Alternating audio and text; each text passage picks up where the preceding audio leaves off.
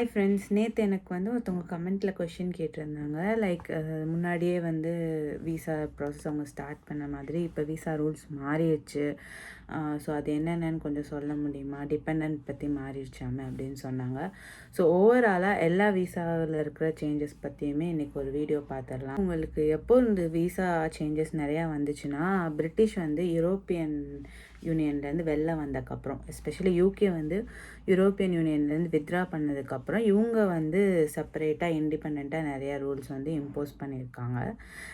So முன்னாடி இருந்த immigration rules என்னவாக இருந்துச்சுன்னா, கேர் ஹோம் ரிலேட்டடாக இல்லைனா ஹாஸ்பிட்டாலிட்டி ரிலேட்டடாக நிறையா பேர் அப்சர்வ் பண்ணலாம். ஏன்னா ஷார்ட்டேஜ் ஆஃப் பீப்புள் இருக்காங்க அப்படின்ற மாதிரி கான்செப்டில் தான் இன்டேக் ஜாஸ்தி பண்ணியிருந்தாங்க. அண்ட் ஆல்சோ ஸ்டூடெண்ட்ஸுமே இந்த ஃபீல்டில் இருக்கவங்களுக்கு நிறையா ப்ரியாரிட்டி கொடுத்து எடுத்த மாதிரி எடுத்தாங்க. அதே மாதிரி இன்டர்நேஷ்னல் ஸ்டூடெண்ட்ஸுக்கு நிறையா ப்ரியாரிட்டியும் கொடுத்துட்டு இருந்தாங்க. பட் இப்போ ரீசெண்டாக அவங்க கொஞ்சம் ஹெல்த் கேர், ஐடி அண்ட் இன்ஜினியரிங்கை இன்க்ரீஸ் பண்ணியிருக்கேன்னு சொல்கிறாங்க. பட் எனக்கு தெரிஞ்சு இன்னமும் ஹெல்த் கேருக்கு தான் நிறையா வெயிட்டேஜ் கொடுக்குற மாதிரி தெரியுது.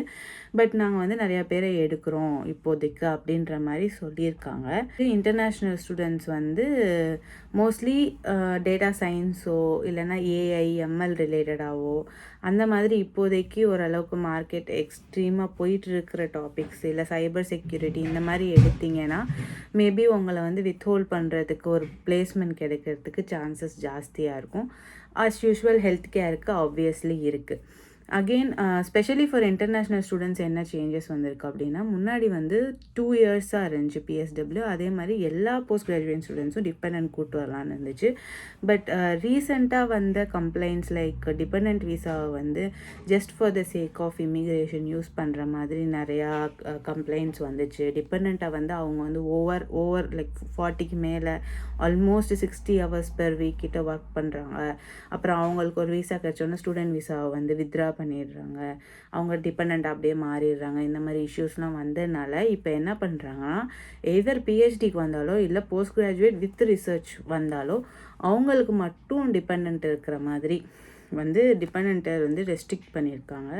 அதே மாதிரி பிஎஸ்டபிள்யூ பீரியடையும் குறைக்கிறதா சொல்லிட்டு இருக்காங்க. பட் அதை இன்னும் அமல்படுத்தலை. பட் இது ஆல்ரெடி வந்துருச்சு. ஸோ பிஹெச்டி இல்லைனா பிஜி வித் ரிசர்ச் வரவங்க மட்டும்தான் இப்போ டிபெண்டன்ட் கூட்டிகிட்டு வர முடியும். அதர்வைஸ் டிபெண்டன்ஸ் கூட்டு வர முடியாது. அதே மாதிரி டிபெண்டன்ஸுக்கும் முன்னாடி இருந்த மாதிரி இல்லாமல் இப்போ நிறைய எலிஜிபிலிட்டி இன்க்ரீஸ் பண்ணியிருக்காங்க. லைக் அவங்களோட எஜுகேஷனல் பேக்ரவுண்ட், அவங்களோட ஒர்க் எக்ஸ்பீரியன்ஸ் இதெல்லாம் பேசிக்காக கேட்குறது கிடையாது. பட் ஃபில்டரிங் ப்ராசஸில் செக் பண்ணுறாங்க. அதே மாதிரி எனக்கு தெரிஞ்சு இப்போது 2024 எஜுகேஷனுக்காக விசாஸ் அப்ளை பண்ணவங்க எல்லாருக்குமே நிறையா பேக்ரவுண்ட் செக் போயிருக்கு. நிறையா பேருக்கு எந்த கன்சல்டன்ட் அப்ளை பண்ணுறாங்களோ அந்த கன்சல்டன்ட்டுக்கு டைரெக்ட் கால்லாம் போய் அவங்க உண்மையிலேயே ஜென்யூனான ஸ்டூடெண்ட்டாக படிப்பாங்களா அந்த மாதிரி செக்கிங்லாம் போயிட்டு இருக்குதுன்னு நான் கேள்விப்பட்டேன். ஸோ இப்போ ஃபில்டரிங் கொஞ்சம் ஹெவி பண்ணியிருக்காங்க.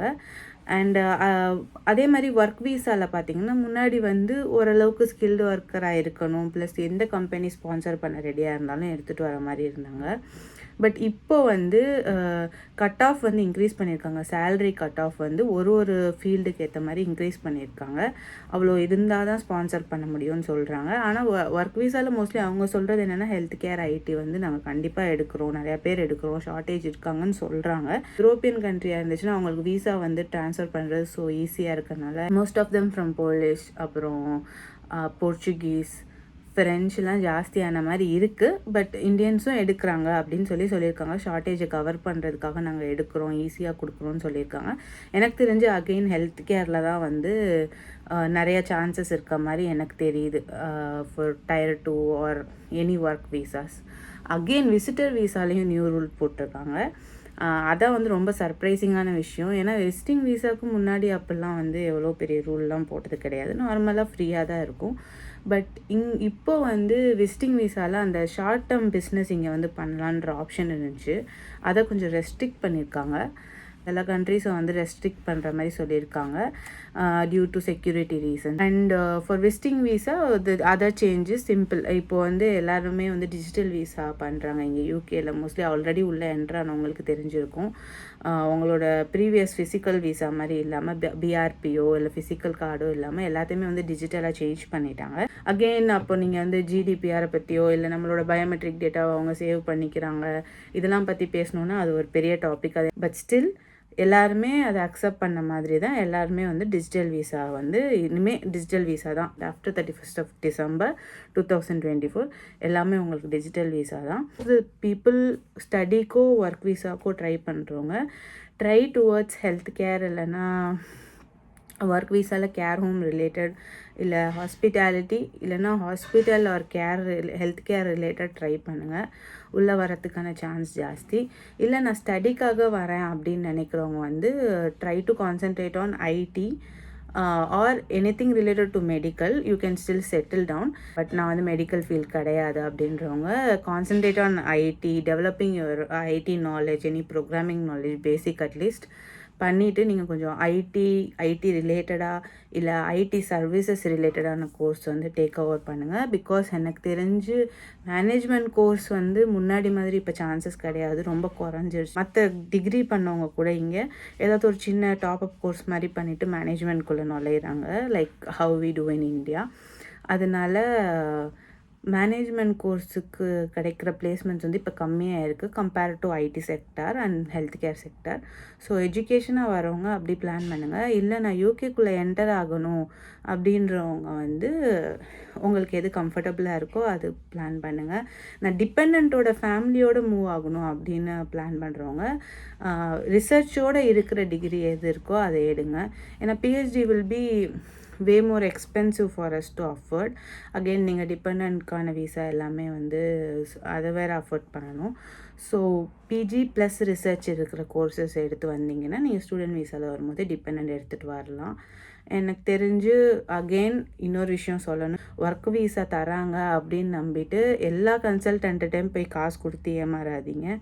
நல்லா அவங்க அட்லீஸ்ட் இந்த மாதிரி பண்ணியிருக்காங்க உங்களுக்கு தெரிஞ்ச உங்களுக்கு க்ளோஸ் சர்க்கிளில் இல்லை உங்கள் க்ளோஸ் சர்க்கிளுக்கு எவிடெண்ட்டாக தெரிஞ்ச யாரையாவது அவங்க யூகேக்குள்ளே என்டர் பண்ணி விட்டுருக்காங்க ஒர்க் விசாவில் அப்படின்னு தெரிஞ்சால் மட்டும் அவங்கள வச்சு ஹெல்ப் வாங்கிக்கோங்க. எஜுகேஷன் விசா அகெயின் உங்களுக்கு ஒரு கன்சல்டன்ட் ஹெல்ப் பண்ணுறாங்கன்னா அவங்க காசு வாங்கக்கூடாது, வாங்க மாட்டாங்க. அப்படி இருக்கவங்க ஜென்யூனாக தான் இருப்பாங்க. பட் ஒர்க் விசாவுக்கு நீங்கள் வரவங்க உங்களுக்கு எவிடெண்ட்டாக தெரிஞ்சு யாராவது உள்ளே போயிருக்காங்க, ஒர்க் பண்ணிகிட்ருக்காங்க, உங்களுக்கு அவங்க சஜஸ்ட் பண்ணுறாங்கன்னா மட்டும் வாங்க, யாரையும் நம்பி காசு கொடுக்காதீங்க. அதான் நான் சொல்லணும்னு நினச்சேன். எனிஹவ் சேனலை சப்ஸ்கிரைப் பண்ணி வச்சுக்கோங்க. இதே மாதிரி கமெண்ட் பண்ணுங்கள் உங்களுக்கு என்ன டவுட்டுன்னு. அப்போ தான் எனக்கு அடுத்தடுத்து என்ன வீடியோ போடலான்ற மாதிரி ஐடியா வரும். ஏன்னா சும்மா ஆல்ரெடி யூடியூப்பில் இருக்கதே ரிப்பீட் பண்ணிகிட்ருக்கனால ஒரு யூஸும் கிடையாது. ஐ திங்க் இன்றைக்கி வீடியோ உங்களுக்கு இன்ஃபர்மேட்டிவாக இருந்திருக்கும்.